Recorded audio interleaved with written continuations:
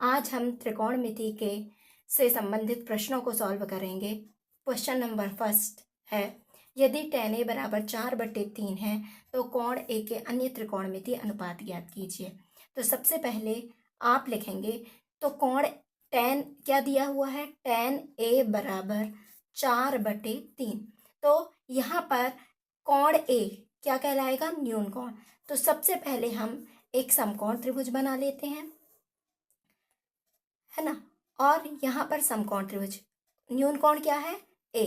अब लिख दीजिए बाकी B और C। अच्छा, tan थीटा बराबर क्या होता है, लंब बटे आधार। तो लंब कोण A है ना, न्यून कोण के सामने वाली भुजा क्या कहलाती है, लंब। न्यून कोण की सम्मुख भुजा लंब, तो लंब हो जाएगा BC, आधार हो जाएगा AB। अब देखिए tan थीटा बराबर होता है लंब बटे आधार, तो लंब क्या है BC, आधार क्या है AB। तो इसका मान रख दीजिए 4/3। अब हम यहाँ लिख देते हैं, माना कि BC बराबर 4 के व AB बराबर 3 के। आप यहाँ लिख दीजिए 4 के 3 के। अब हम लिखेंगे समकोण, क्योंकि हमें इन दो भुजाओं के मान पता है लेकिन हमें कर्ण भुजा का मान नहीं पता है, इसलिए हम लगाएंगे समकोण त्रिभुज ABC में पाइथागोरस प्रमेय से। पाइथागोरस प्रमेय होता है कर्ण का वर्ग बराबर लंब का वर्ग धन आधार का वर्ग। कर्ण का वर्ग क्या है, कर्ण क्या है AC का वर्ग, लंब क्या है BC का वर्ग, आधार क्या है AB का वर्ग।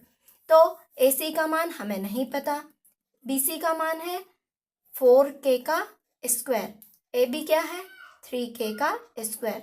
तो क्या हो जाएगा, 4k का स्क्वायर 16k स्क्वायर और 3k का स्क्वायर 9k स्क्वायर, और इनको जोड़ देंगे 16 9 25k स्क्वायर, तो AC स्क्वायर। तो जब घातें समान हैं तो आधार भी क्या हो जाएंगे, समान। नहीं, अभी पहले हम क्या कर लेते हैं, इनको एक पूर्ण वर्ग के रूप में लिख लेते हैं। जब घातें समान हैं तो आधार भी क्या होंगे, समान, तब AC बराबर 5k। अब यहाँ वैल्यू पुट कर दीजिए। अब हमें क्या निकालना है, साइन है, साइन अन्य त्रिकोणमितीय अनुपात, sine cos tan cot cos sec. तो साइन A बराबर क्या होता है, लंब बटे कर्ण, लंब क्या है BC, कर्ण क्या है AC। तो हो जाएगा 4k/5k, तो 4/5।